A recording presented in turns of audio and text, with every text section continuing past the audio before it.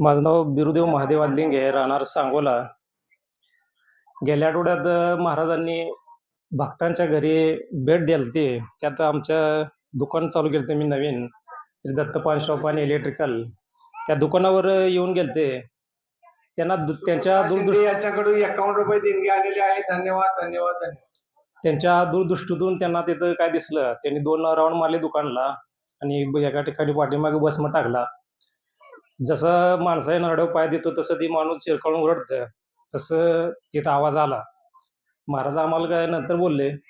परत नंतर घरी गेलो, घरी पूजाही केली आणि आलो. मग त्या दिवशी संध्याकाळी घरी गेल्यानंतर ती जे काय होतं ती माझ्या नरडईत दाबायचं, अंगावर येऊन बसायचं.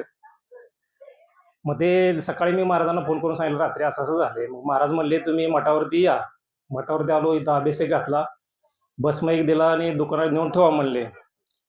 आणि एक दिवस गेला. दुसऱ्या दिवशी आता व्यवस्थित झाले म्हणल्यावर ना फोन केला नाही मी. म्हणजे महाराजांचा फोन आला 11 वाजता, तुम्ही काय फोन केला नाही म्हणले, कसं काय परत त्रास झाला नाही? मी म्हणलं नाही, काय झाला रात्री तेवढा झाला, नंतर काय झाला नाही.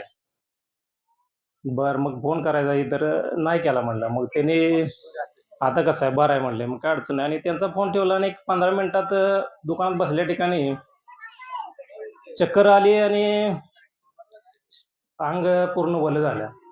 त्यात ते पहिल्यांदा डायल केलेला नंबर महाराजांचा आला असल्यामुळे लगेच त्यांना फोन लावला, महाराज असं असं व्हायला लागले म्हणून. तर ते मला त्यांनी फोनवर सांगितलं तुम्ही काय करू नका, तुम्ही बसमध्ये फक्त हायचं तोंडात टाका म्हणले. तोंडात टाकला आणि 5 मिनिटांनी मला नंतर फोन करा म्हणले. भोसले यांच्याकडे 100 रुपये देणगी आलेले आहे. मग मी फोन करायला ती बस मस्त चिमटी तोंडात आहे अशी मला न कळत तोंडात टाकली आहे.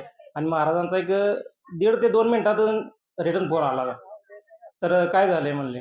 तर झालंय व्यवस्थित, काय नाही म्हणलं, झालं व्यवस्थित, काय अडचण नाही. तर एवढी महाराजांची ताकद आहे. ते एवढं बोलून मी माझे 2 शब्द संपवले. श्री गुरुदेव दत्त.